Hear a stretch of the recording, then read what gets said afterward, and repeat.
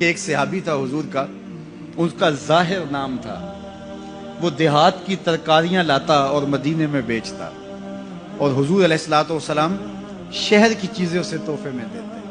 ایک دن وہ کوئی چیز بیچ رہا تھا، حضور پیچھے سے گئے اور چپکے سے جا کے اس کی آنکھوں پہ ہاتھ رکھ لیا۔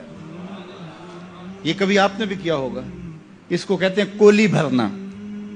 جب آپ کا کوئی گوڑا دوست ہو، بڑا جانی اور جگری، جس سے آپ بڑے فرینگ ہو، تو پھر وہ بیٹھا ہو اور آپ پیچھے سے چپکے سے جا کے اس کی آنکھوں پہ ہاتھ رکھ لیتے ہیں، اور پھر وہ بولتا ہے کہ کون ہے، اور آپ یہ دیکھنا چاہتے ہیں کہ میرا نام کس نمبر پہ آتا ہے۔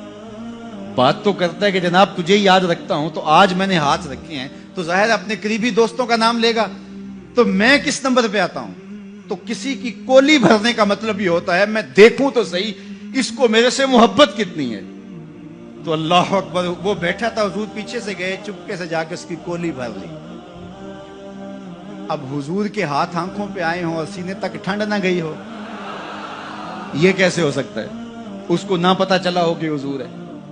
بلکہ حدیث میں آتا ہے کہ وہ بولتا نہیں، حضور آنکھیں دبا رہے ہیں اور وہ بولتا نہیں، بلکہ جب اس کو یقین ہو گیا کہ حضور ہی ہیں تو اس نے اپنی کمر کو پیچھے حضور کے سینے سے جوڑ کے رگڑنا شروع کر دیا، اور حضور دبا رہے ہیں کہ یعنی وہ بتائے کہ میں کون ہوں، لیکن وہ بولتا ہی نہیں ہے۔ مجھے میاں صاحب یاد آئے، لوگ تو اس کو مجاز کے معنی میں لیتے ہیں، میں یہاں یہ شعر پڑھتا ہوں۔ سفنے دے وچ ماہی ملیا تے گل وچ پا لیاں باواں، سفنے دے وچ ماہی ملیا تے گل وچ پا لیاں باواں، ڈر دی ماری اکھ نہ کھولا متا پھر وچھڑ نہ جاواں، ڈر دی ماری اکھ نہ کھولا متا پھر وچھڑ نہ جاواں۔ تو حضور آنکھیں دبا رہے ہیں اور وہ نہیں بولتا۔ حضور خود ارشاد فرمایا اس غلام کو کون خریدے گا؟ تو اس نے کہا حضور مجھے کس نے خریدنا ہے، میں تو بہت سستا ہوں۔ فرمایا تو بہت مہنگا ہے۔ اللہ اکبر، تو اللہ کے ہاں بہت مہنگا ہے۔ تو حضور یوں بھی پیار کیا کرتے تھے۔ تو نام کوئی اور تھا، حضور نے لاٹ سے کہا ذوالیدین، وہ دو ہاتھوں والے، نام ہی دو ہاتھوں والا پڑ گیا۔ ایک دن کسی نے حضرت ذوالیدین سے پوچھا کہ یہ تو حضور نے لاٹ سے کہا ذوالیدین، لوگوں نے بھی کہنا شروع کر دیا، نام تو تمہارا کوئی اور ہوگا، بتاؤ تمہارا اصل نام کیا تھا؟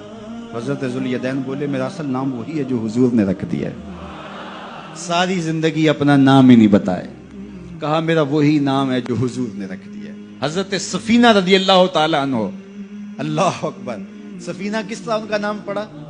نام اس طرح پڑا کہ جب قافلہ چلتا تھا تو حضرت سفینہ جو ہے وہ پیچھے رہتے، حضور نے کہا کہ تم ذرا پیچھے رہو، قافلے میں سے کسی شخص کی کوئی چیز گری پڑی ہو تو وہ اٹھا لیا کرو۔ پھر قافلہ جہاں پڑاؤ کرتا تو وہ آواز دیتے بھئی کسی کی کوئی شے گم ہے تو وہ مجھ سے لے لے۔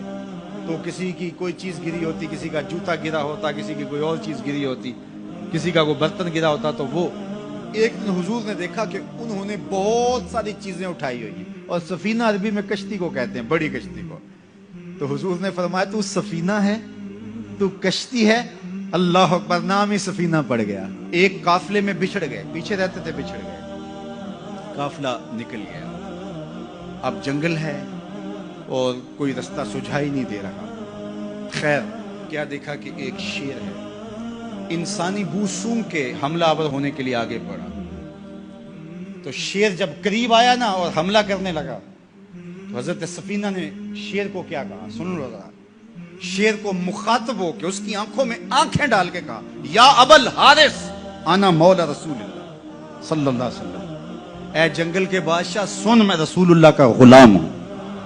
بس آپ کے کہنے کی دیر تھی، اس نے دم ہلانا شروع کر دیا، اور وہ آگے آگے چلتا تھا۔ راوی لکھتا ہے کہ وہ آگے آگے دوڑتا تھا اور آوازیں نکالتا تھا، اور اگر اور کوئی جانور ہوتا تو اس کو بھی کہتا پیچھے ہٹو۔ وہ پروٹوکول گاڑی نہیں ہوتی، وہ پروٹوکول کے طور پہ آگے آگے چل رہا تھا، یہاں تک کہ قافلے تک پہنچا کے پھر واپس آتا ہے۔ جو خدا اور رسول کا ہو جاتا ہے زمانہ اس کا ہو جاتا ہے۔ تو کہا کہ تم کس کی تلاش میں لگے ہو، آؤ ذرا ان کے ہو کے تو